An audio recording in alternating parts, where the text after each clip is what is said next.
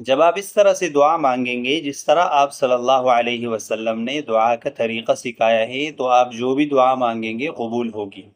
اکثر لوگ یہ شکایت کرتے کہ ہماری دعا قبول نہیں ہوتی، تو آپ صلی اللہ علیہ وسلم نے چند چیزیں بتائی ہے، اس کا ہم اہتمام کریں گے تو دعا قبول ہوگی۔ ایک تو حدیث میں آتا ہے کہ جلدی نہ کرو۔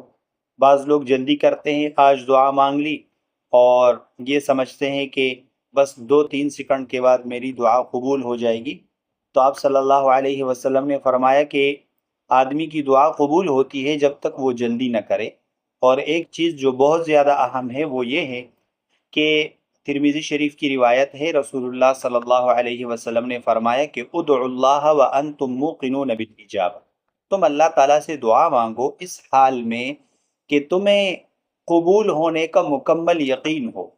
جب تک یقین نہیں ہوگی، شک ہوگا، تو دعا قبول نہیں ہوگی۔ آپ دعا مانگ رہے اور دل میں یہ ہے کہ پتہ نہیں میری دعا قبول بھی ہوگی کہ نہیں، تو آپ صلی اللہ علیہ وسلم نے فرمایا کہ تم جب دعا مانگو تو یقین کے ساتھ دعا مانگو۔ اور پھر آپ نے فرمایا وَاعْلَمُوا، آپ اس بات کو جان لے، ان اللہ لا يستجیب دعاء من قلب غافل لاہن، کہ اللہ تعالیٰ غافل اور بے پرواہ دل کی دعا قبول نہیں کرتا۔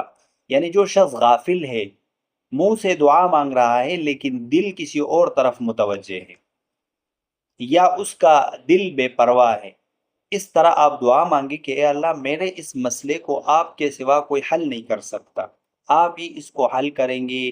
توجہ کے ساتھ جب آپ دعا مانگیں گے تو حدیث کے مطابق آپ کی دعا قبول ہوگی۔